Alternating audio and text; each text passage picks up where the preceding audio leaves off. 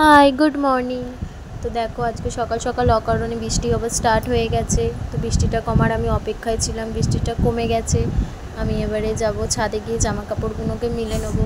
জামা কাপড়গুলোকে আমি মিলতেই পারছিলাম না, কখন স্নান করেছি। তো আমি ছাদে চলে এসেছি, ছাদে এসে আমি জামা কাপড়গুলোকেও এক এক করে মিলে দিচ্ছি।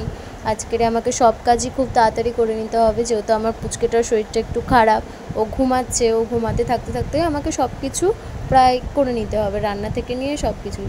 তো আজকের দেখি রান্নাঘরে গিয়ে রান্নাঘরে কি আছে। তো রান্নাঘরে আমি গিয়ে দেখি যে আমার শ্বশুরমশাই বাজার করে রেখে দিয়েছে লাউ, পটল, আলু, ঢ্যাঁড়স। তো আজকের আমি লাউয়ের ডাল বানাবো আর পটল আলুর তরকারি বানাবো। তেলটা গরম হয়ে গেছে, তো আমি মুগ ডালটা ভালো করে ভেজে নেবো প্রথমে, কেন মুগ ডালটা না ভাজলে ভালো লাগে না। মুগ ডালটা ভাজা ভাজা হয়ে গেলে মুগ ডালের মধ্যে জল দিয়ে দেবো, মুগ ডালটা রেখে দেবো সিদ্ধ হওয়ার জন্যে। আর আমি ওইদিকে এক এক করে লাউগুলোকে ভালো করে ছাড়িয়ে কেটে নেবো। লাউগুলো কাটা হয়ে গেলে ডালের মধ্যে লাউটাকেও দিয়ে দেবো সিদ্ধ হওয়ার জন্য। ডাল আর লাউ একসাথেই সিদ্ধ হয়ে যাবে। তো ডাল আর লাউ একসাথে সিদ্ধও হয়ে গেছে আমার প্রায়। তো আমি ডালটাকে এবারে ফোড়ন দিয়ে দিই। তো ফোড়ন দেওয়ার জন্যে আমাকে গোটা জিরে, তারপরে একটু আদা আর তেজপাতা, শুকনো লঙ্কা, কাঁচা লঙ্কা দিয়ে আমি ডালটাকে ফোড়ন দিয়ে দিলাম। এরকম করে ডাল বানালে খুব ভালো লাগে লাউয়ের ডাল। হলুদ লবণ নিজের স্বাদ মতো দিয়ে দিতে হবে। দিয়ে দেওয়ার পর আমার ডালটা কমপ্লিট। এখানে পটল আলুটাও আমি করে নিই।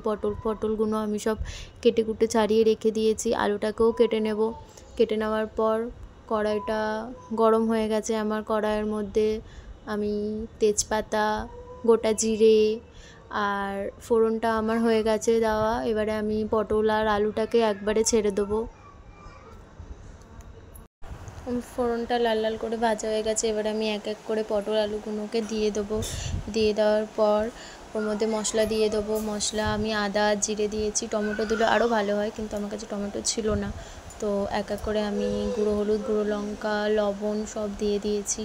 দিয়ে দেওয়ার পর দেখো আমার মশলাটা কষানোও হয়ে গেছে। কষানো হয়ে যাওয়ার পর আমি জল দিয়ে দিলাম। জল দিয়ে সব আলু টালু সব আমার সিদ্ধ হয়ে গেছে। নামানোর সময় একটু ঘি আর গরম মশলা দিয়ে নামিয়ে দেবো। আজকের আমার দুপুরের মেনু লাউয়ের ডাল, পটল আলুর তরকারি আর ঢ্যাঁড়স ভাজা। টাটা।